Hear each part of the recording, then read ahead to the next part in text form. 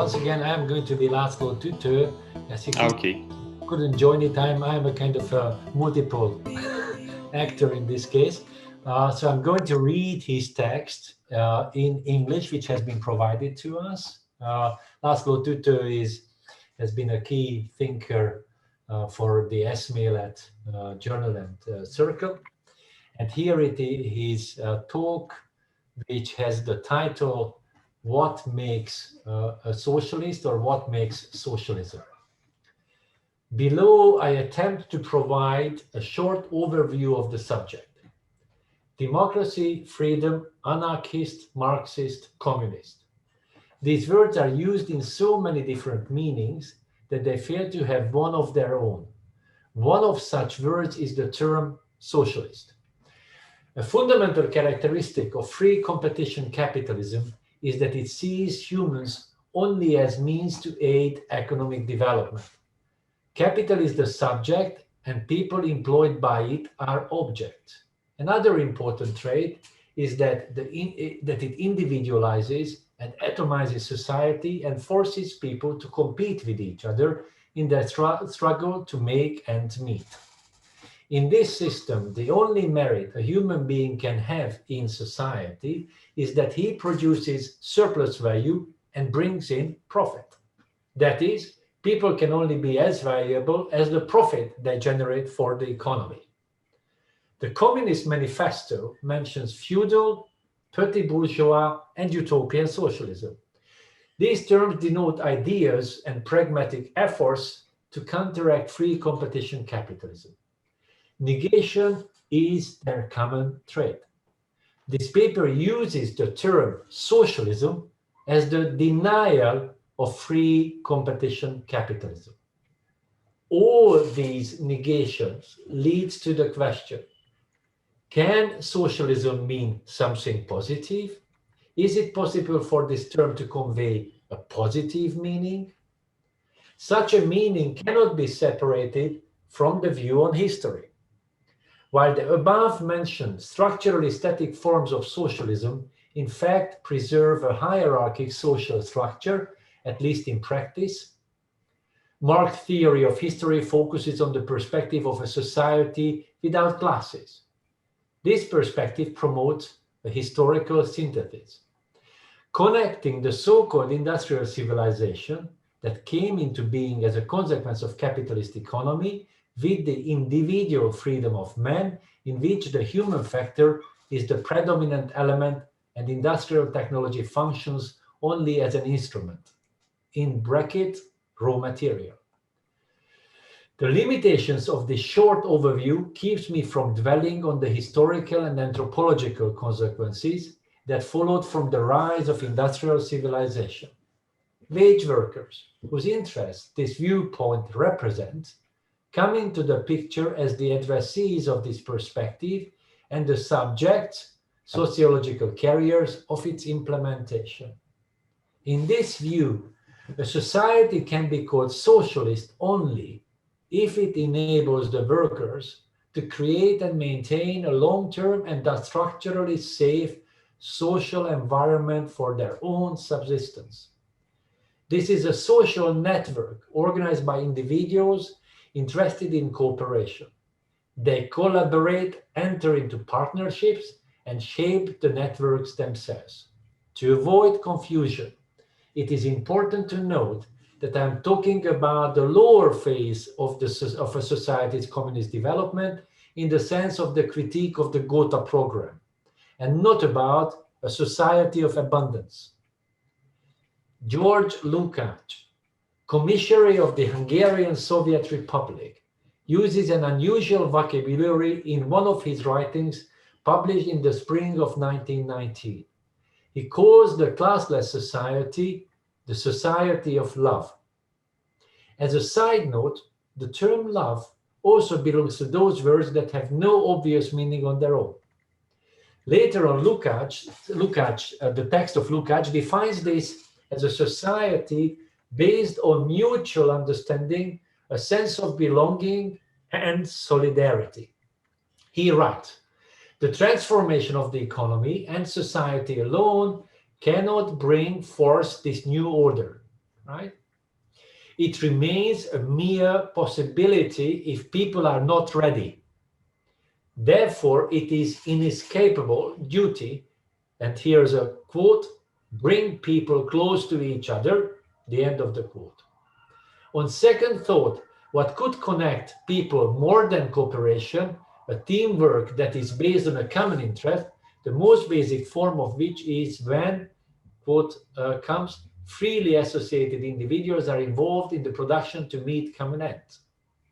In this text, Lukács focuses his attention on the subjective element, the psychological condition, which is in fact a human factor, also emphasized by Marx, and as we could see it by the previous speaker as well. Why does Lukács underscore the importance of the sense of belonging and solidarity? Because without cooperation that is based on solidarity, that is without rising to the challenge and seeing it as a task to accomplish, the technological conditions of industrial civilization can only function in a capitalist way and cannot be transformed into tools that serve producers and workers. When Vera Zasulich asked Marx about the chances of socialism in Russia, he answered that in an ideal case, the Obshchina-type communes that were based on cooperation between peasants may foster a socialist transformation. The answer of Marx involves, among other things, the relationship between the two sides that have to be synthesized. In these terms, if the sense and knowledge of belonging and interdependency and the social activity that arises from it is there, then it is possible to catch up on the utilities of industrial civilization subsequently. The indispensable foundation is that human factor, man's tendency to cooperate, and the environment, development and cultivation of these skills. Next point. The human factor is not brought into spotlight for the sake of some theoretical guesswork or speculative or ethical humanism. The importance of human element is nicely reflected in a partially economic component of this subject. In a story of youngsters, a school class goes on a summer field trip. While the others pitch the tents, the poet of the class writes a poem. And then this is the poem. Maybe we can figure it out. Pitching tents is really fun. It snows comes in there, we will run. Okay. In all societies, communities, there is some form of surplus labor, typically caring for those incapacitated for work, the elderly, the sick, and the children, and ensuring financial means to facilitate common projects are classified in this category. It is, however, a key question whether surplus labor is voluntary or forced. The question who has the competence and authority to define those projects, activities, that can draw on the surplus labor of producers and workers is fundamental and specific for the given historical conditions. A society, a community, can be called socialist only if the producers and workers can decide whose consumption needs they promote with their surplus labor. This is one of the reasons why it is crucial for the producers to have a say in whom they want to integrate into the community and whom they are willing to look after. The next point. I remember a comedy performance. Bruno, please let me know, but maybe I can't stop because the text is here. So maybe I try. You still have 9 minutes. It's totally... No, okay. I'm going to finish in 9 minutes. This is going to be fully consumed, I can tell you. Okay. So László Tütő says that he remembers a comedy performance from the 1980s in Hungary. A somewhat tipsy worker is talking to the statue of Marx, saying, "You wrote that the proletarians have nothing to lose but their chains. But what about my Trabant? For those who are unfamiliar with this word, Trabant was practically the only available car brand in those times, and the brand name was used almost as a synonymous of car. It was an East German car. I cite this comedy scene here because for a long time, the situation in Europe has been remarkably similar. Apparently, the masses are not eager to leave behind their existence as wage workers. Although they are discontented with their conditions, they are also attached to the system that exploits them. European capitalism has successfully integrated into the system the producers and workers it exploits. They do have something to lose, and therefore they rarely want to take the risk and revolt against their own vulnerable situation. Next point. Rousseau once reprimanded Molière because in his plays the good ones are just talking while the evil characters take action. Although this is obviously an oversimplification of Molière's play, the anatomy of incapacity is an interesting issue here again, right? So the anatomy of incapacity, of not being able to do. It is by mere accident that I have to cite George Lukács again. In his 1933 paper, Grand Hotel Abyss, he portrays the intellectual critics of capitalism as guests of a luxury hotel. I'm sorry for personal comment, it's fantastic. This is fantastic. They criticize the system that is drifting from one crisis to another, but they never take the leap to confront it. They move into Grand Hotel Abyss that stand on the brink of the chasm and then enjoy the comfort it offers. Lukács concludes that the inability to transcend the theoretical or artistic criticism of the system, in fact, helps to sustain it, as these intellectuals do nothing that could result in their eviction. The system provides them, making use of the surplus labor of producers and workers. The difference between them and paid agents is that they serve capitalism with a sense of dissatisfaction, hiding behind the pretentious feeling evoked by their own condemning remarks.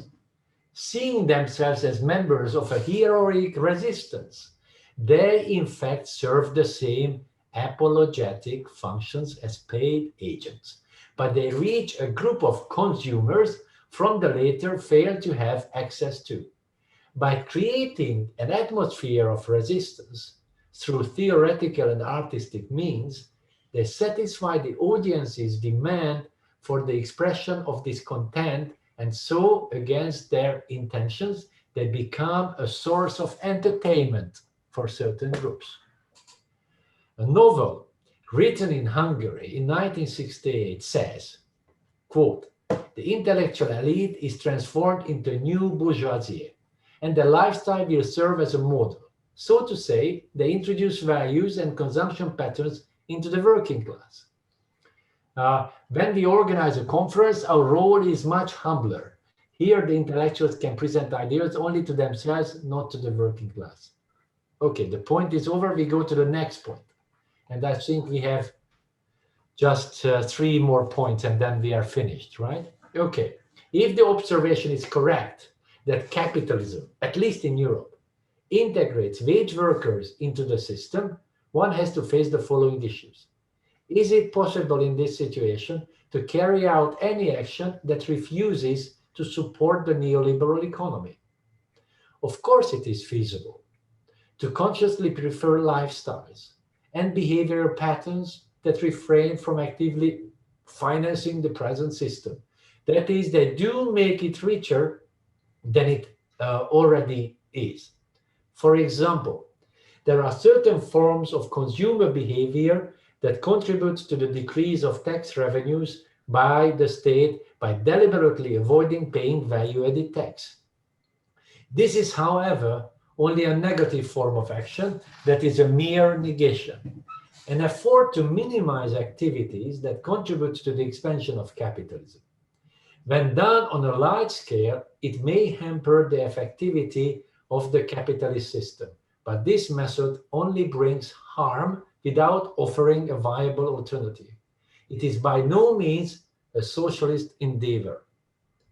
In case of a positive negation, superseding the system of capital must point to the emancipation and independence of people. Right here, it was very importantly, he used the term of Mészáros capital and not capitalism. Right? Okay. The liberation of the human factor. This is what happens when certain needs are met through the voluntary cooperation of individuals, even in the sphere of production. The voluntary cooperation of individuals may have two functions, and it can be defensive or offensive, although this is not a strict black and white division. And now these points, and then I'm finished. One, so this voluntary cooperation, we are talking about the typology. One, regardless of how one assesses present-day capitalism, various forms of community self-defense are viable. In many cases, there is not only interest in these, but there are also specific opportunities when certain needs can be met through joint production or through endeavors of individuals organized into cooperatives. Such local communities, small-scale farming cooperatives, and so on, do exist. There is nothing that could keep individuals from cooperating upon their own initiative in a wide range of spheres in order to escape the restraints of the market and politics, partly transgressing the regulations set by capital and state, and to establish elements of self-government through community action to acquire and cultivate the skills of self-defense and self-organization. Second form, the offensive form of negation goes beyond simple self-defense. It may reflect the need for direct human connections and the desire to dismiss, transcend the impersonal, objectifying relations of capitalist economy. Well-known examples of community economy are, among others, the P2P movement of the growing network of the transition towns, grassroots community project. Of course, I do not wish to idealize small communities. I mention them here because they bear the potential to offer alternatives, even if they fail to supersede market relations, that is objectification. Members of such communities have relationships outside of the framework set by the present system. They experience their own power and the advantages that direct human cooperation can offer. They internalize the need and the ability to act and make decisions independently, as well as to create human bonds and rely on them during production. Voluntary association and cooperation teach one to act of his own volition and to exercise mental autonomy and responsible conduct. These abilities and skills are a precondition to such cooperation and are required through a learning process. Such endeavors, which I see as socialist, have a dubious fate. Such projects obviously help participants to find their true potentials and develop their personality, and they also contribute to a community experience, which means that these activities significantly contribute to the well-being of those involved. However, it is possible that some participants will lose interest or even burn out. Sometimes, and this is the last sentence, such experiments wither away and come to naught, but under favorable conditions, these collaborative projects may serve as the school of the future on a historic scale, in the sense Lukács envisioned. Thank you very much.